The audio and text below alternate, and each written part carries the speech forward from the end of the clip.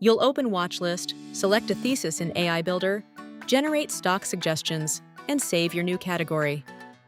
Click Watchlist to open your personal watchlist dashboard. Click AI Builder to start creating a smart category. Select AI and semiconductor leaders as your quick idea. Click Generate Suggestions to find matching stocks. Wait for the AI suggestions to generate.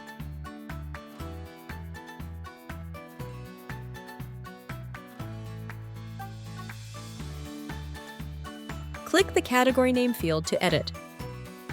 Type AI Leaders as the new category name.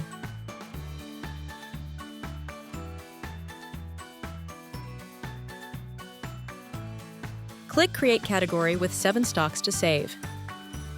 View your new AI Leaders category list.